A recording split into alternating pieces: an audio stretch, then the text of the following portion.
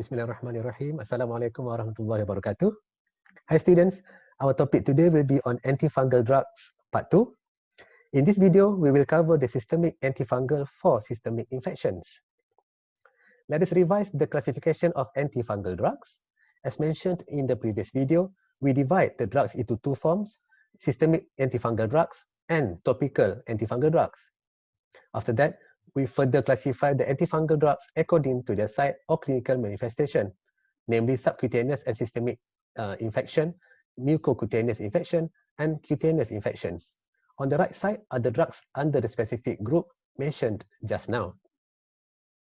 Now let us proceed to the first class of antifungal drugs, the systemic antifungal drugs used for the subcutaneous and systemic infections. The first group of drugs is the azoles. There are two main groups of azoles, namely imidazole and triazole. Under imidazole, only ketoconazole belongs to the systemic drug, while miconazole and clotrimazole are given as topical or local drugs. Meanwhile, for triazole groups, all the three drugs, namely itraconazole, fluconazole, and voriconazole, are given systemically, either by oral or intravenous route. How about the mechanism of action? The azoles are fungistatic drugs. They disrupt the cell membrane of the fungus by reducing ergosterol synthesis by inhibiting cytochrome P450 enzyme. This table summarizes the four azoles drugs in terms of their spectrum, route of administration, their ability to penetrate the CSF, and their metabolism. You can read the details of these four azoles drugs in terms of their indication, adverse effects, drugs interaction, and contraindication in my lecture notes.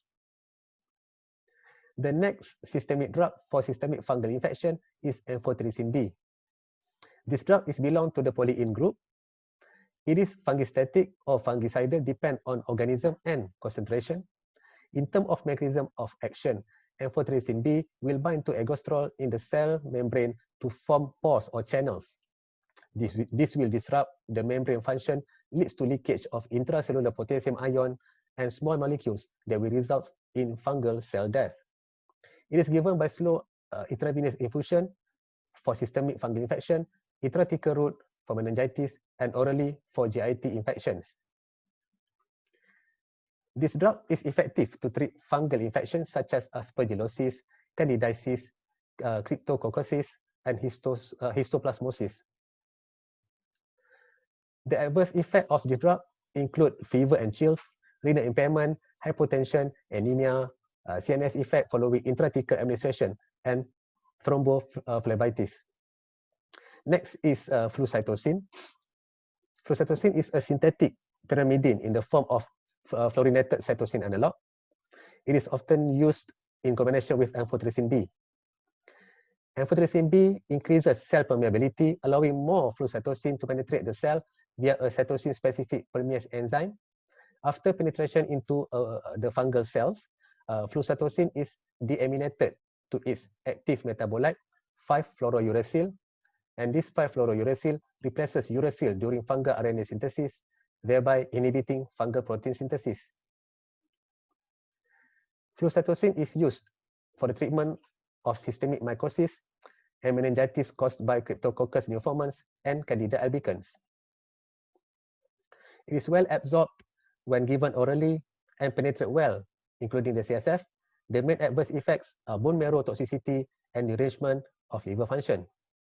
The last group of drugs in this class is echinocandins. Example of the drugs is caspofungin.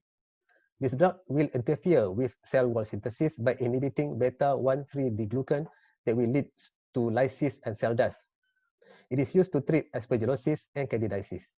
The known adverse effects are fever, rash, nausea, and phlebitis. That's all for the class of systemic antifungal drugs for systemic infection. See you in the next video. Assalamualaikum. Bye-bye.